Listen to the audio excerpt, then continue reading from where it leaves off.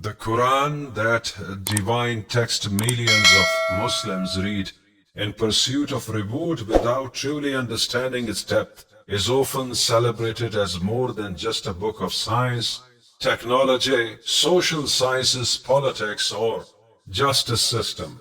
Supposedly, it serves as a profound guide for refining our inner selves and psychology. However, while many treat it as a way of earn spiritual points, its essence isn't just about men, women, children, or the elderly. It delves into the unseen and abstract dimensions of our thoughts, those things that aren't immediately visible but have a deep influence. Traditional interpretation frequently emphasize concrete rules and relationship, with some verses being understood through limited lens, reflecting the translator's constraints. For example, Surah An-Nisa 4:34 has been misinterpreted in ways that have caused considerable confusion and distress.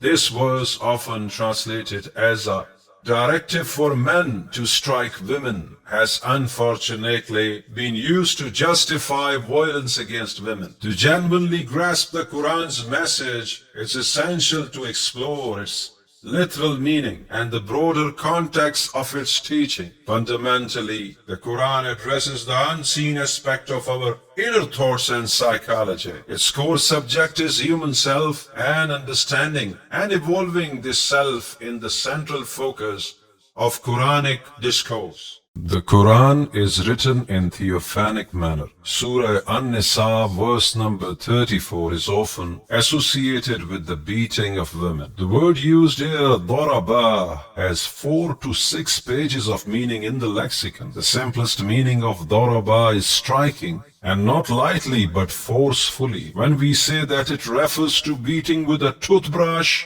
or something light, these are false interpretations. The word also comes from darab, means to strike with the intent of ending or finishing something.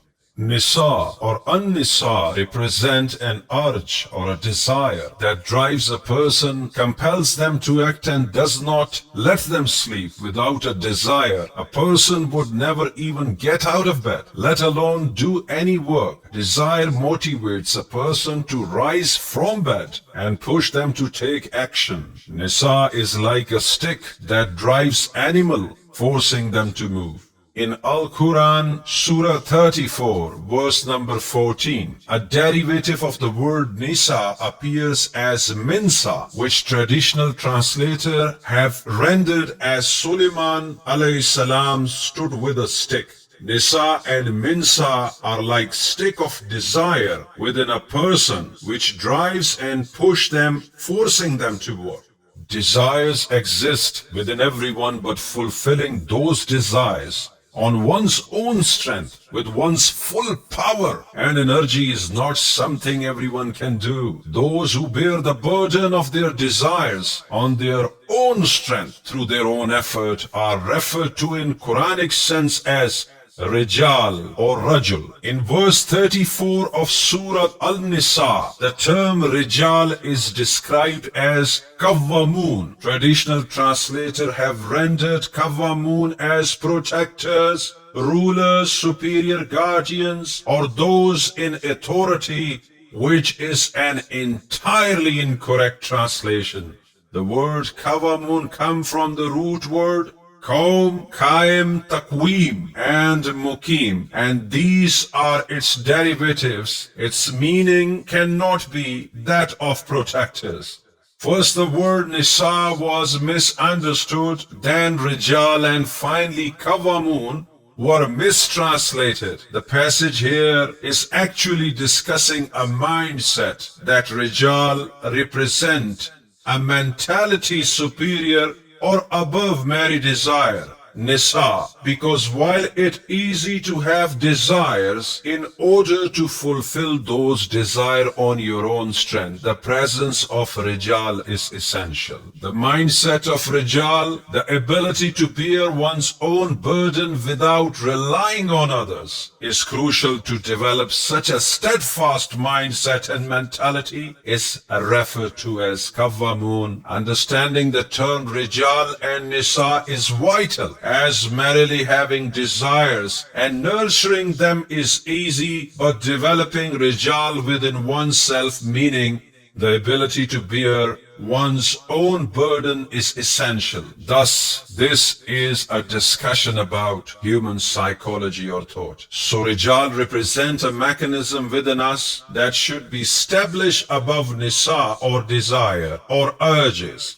Every human has urges or desire, but it is essential for those desire to become rooted or established in the mind. That is their meaning. The root word of Nisa, Noon, Sin, Alif, Hamza, with Madda placed above it. The text further explain why Rijal is considered superior to Nisa. The meaning here is that whoever carries Nisa, that is whoever bear the burden of desires and fulfills them, is superior. Thus some Rijal are superior to Nisa. This implies that fulfilling desire or bearing their burden is superior to merely having them. The Quran does not speak about men and women in the way it is often interpreted. In the Quran, men and women are treated as equal. Common sense tells us that responsibility of both men and women are equal. The Quran does not contradict logic. It speaks about desires,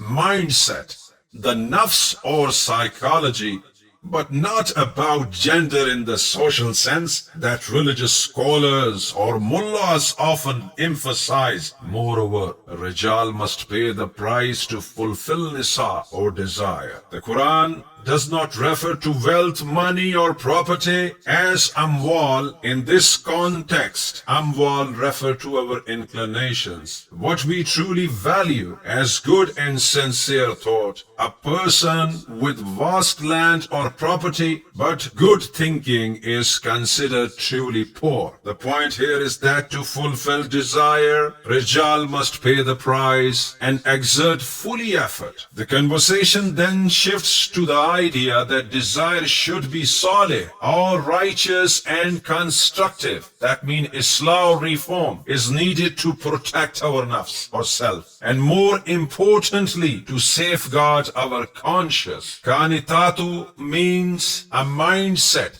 that is obedient, gentle and humble. This is what protects us as our Nisa. Our desire show us dreams of the unseen or lil ghayb and lead us into the unseen world of possibilities. For this it is essential that desires are practical, involve Islah, reform, obedience, humility, and free from wrong intentions. As desires show us the unseen, bil ghaib, desires can protect us, but they are also lead us to a bad end. Bima hafizallah means that desire should be such that Allah protects them, meaning they protect our conscience. Our desire should not be such that they bring our conscience into disrepute. Then the discussion shifts back to Nisa, urges or desire. It tells us to be cautious of desire that lack obedience, humility, gentleness and reform.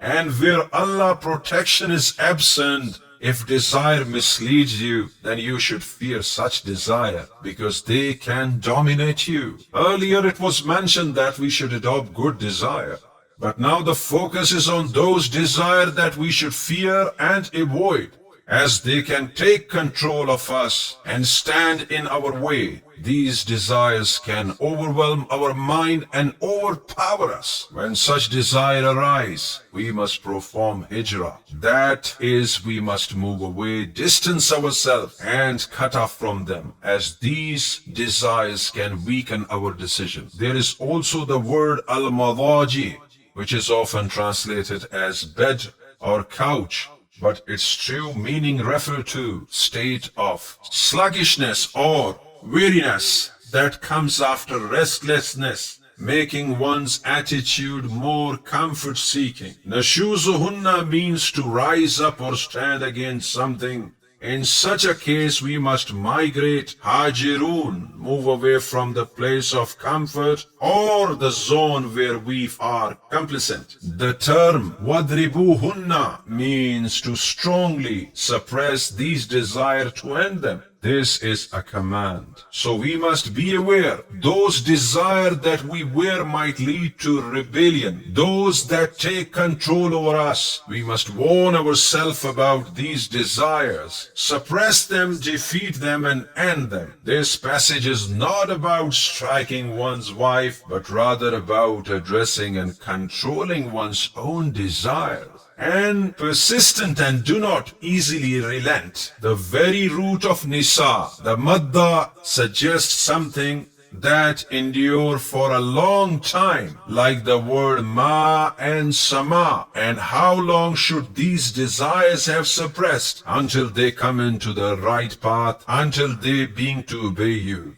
And in order to fulfill these desires, we should not seek any other path or solution. In the end, remember that Allah is the greatest. Therefore, our conscience is great, and protecting it, shielding it from misguided desire or urges is the true meaning of this verse. So in summary, Surah An-Nisa, Surah number 4, verse number 34 is often misunderstood as endorsing physical punishment of women, but it actually addresses self-discipline and overcoming one's own desires. The verse emphasizes that true strength lies in managing and controlling internal struggles rather than imposing authority. It highlights personal responsibility and integrity, focusing on self-regulation rather than gender-based role. Ultimately, the core message is about mastering one's own desires and fulfilling responsibilities with steadfastness and moral strength. The main theme of Quran is not about men or women, but about the nafs or self, or psyche or psychology, with Nisa symbolizing our urges or desires, and Rijal representing the mechanism to manage these desires effectively, or carrying the burden of our urges or desires.